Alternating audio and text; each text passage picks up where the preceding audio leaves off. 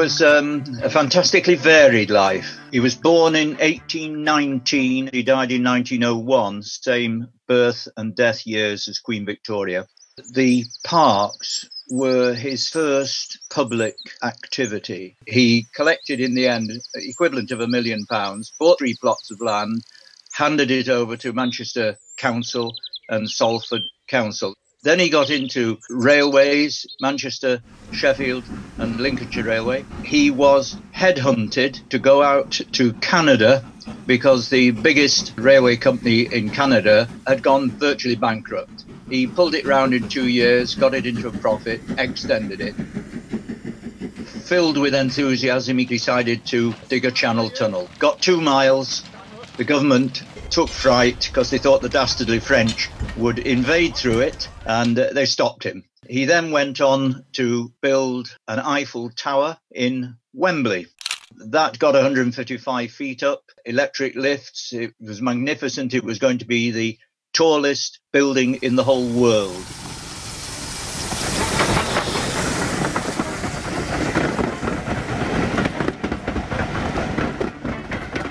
He was born in Salford. His father, Absalom, was a reformer. He hated being in the centre of Manchester because Manchester was a magnificent place. For wealthy people, it was fantastic, the money that there was. But for ordinary people, it was an absolute hellhole.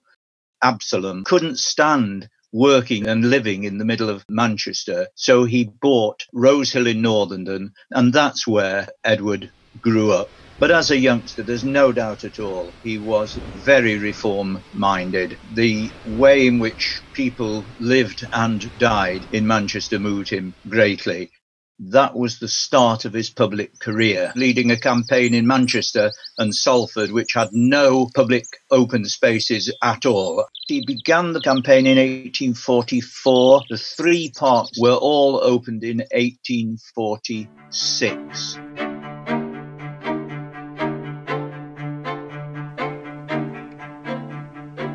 It would be nice to say that the railways are in his blood because his father took him to see the first passenger railway going from Liverpool to Manchester. But I'm afraid the reason why he got into railways was far more mundane. It was the boom industry and it was a way of making money. He was so sparky, so independent, so full of energy that he didn't get on with his father. He also went into the trains to get away from his father's cotton warehouse. In his diary he says, "I'm going to have a life of calico and nothing else." Well, he couldn't stand that thought.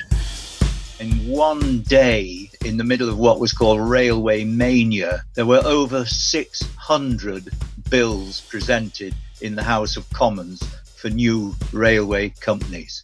One day. He did his apprenticeship in the Trent Valley Railway. He went to work for the London North Western Railway, which is now the West Coast Main Line. He was headhunted from there to become the secretary of the Manchester, Sheffield and Lincolnshire Railway.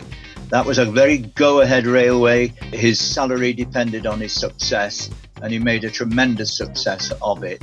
So he became known, and that was where they headhunted him to go out to sort out the Grand Trunk Railway of Canada.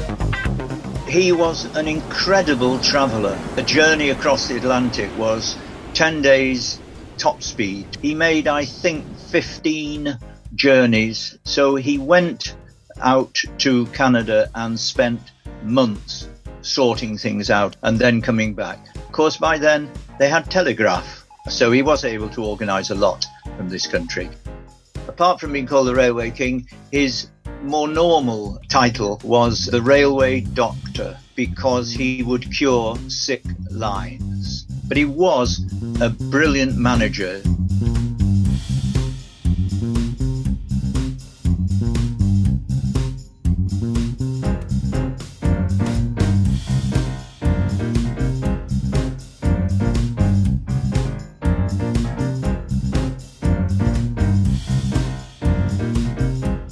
His job was to rescue this railway.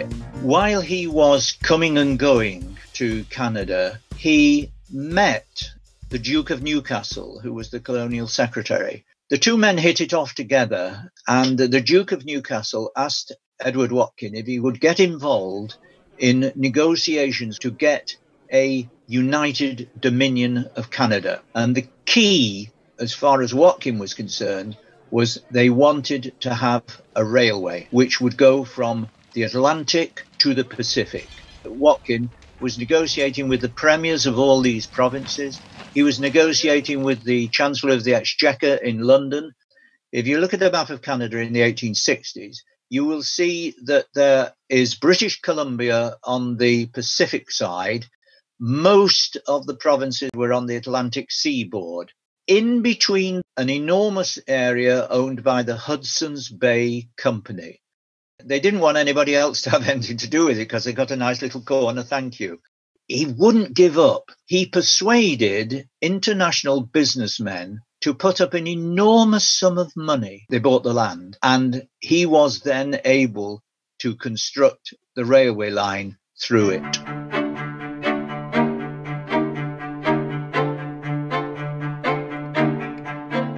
He was an amazingly visionary person. When he took over the chairmanship of companies, he had ambitious plans. Let's take the most extraordinary one. The Manchester, Sheffield and Lincolnshire joined with another company that he'd become chairman of, the Metropolitan, and that was to join with the South Eastern Railway. The plan was to go from Manchester to Paris without getting your feet wet. And that was where the Channel Tunnel came in. He began digging in 1880. He chose a spot at Shakespeare Cliff between Folkestone and Dover, which is where the present tunnel is. He got 2 miles. The French got 1.5 miles.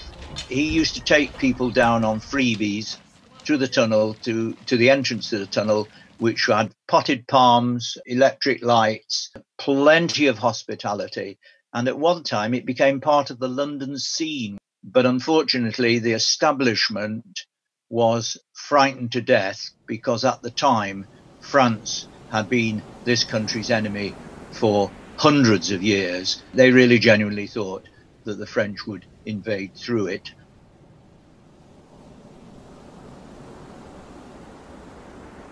In 1920-odd, Marshal Foch, a French general, but by then we were friendly with the French, said, if we'd only had a Channel Tunnel in 1914, the British could have transported heavy armaments through the tunnel and the First World War would have been shortened by 2 years.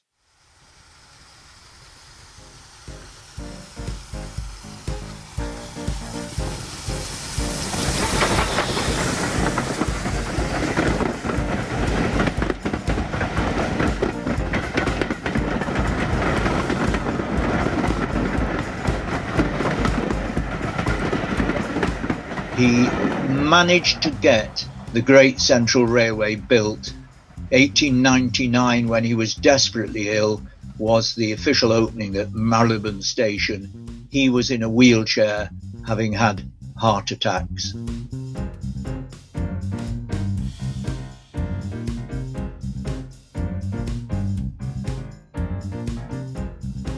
He had these great gusts of imagination and vision, and he started on this tower, which was a marvellous concept. You go to Wembley now and you think, well, you know, it's built up, but it was the middle of nowhere. So he had this idea of buying an enormous park and putting up an Eiffel Tower in it.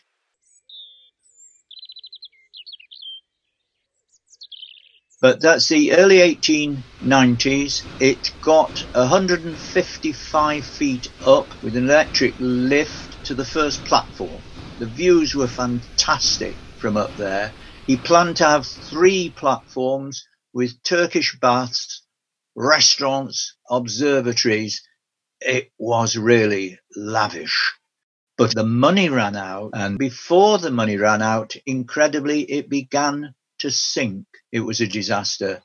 It failed. Watkin's Folly was the name that it was known by. He said, when it's built, it will be its own advertisement. And it was, but not in the way he intended. He was an action man. He loved new enterprises, challenges. I think at the end of his life, he was unfulfilled and very sad. The tunnel had been laughed at, the tower had been laughed at. He came home to Northern. He retired from his directorships, his chairmanships. He retired basically from public life. They called him Nimble Ned. He was lightning quick and he would go for gold. And that must have meant a lot of people bounced off the wagon as they were going along. He wasn't, I think, loved. Once he began to fail, people laughed at him and then forgot him. On his death, he was briefly remembered. There were over 100 obituaries in newspapers throughout the world. But after that, he disappeared. At his funeral, not a single person from Manchester Council came.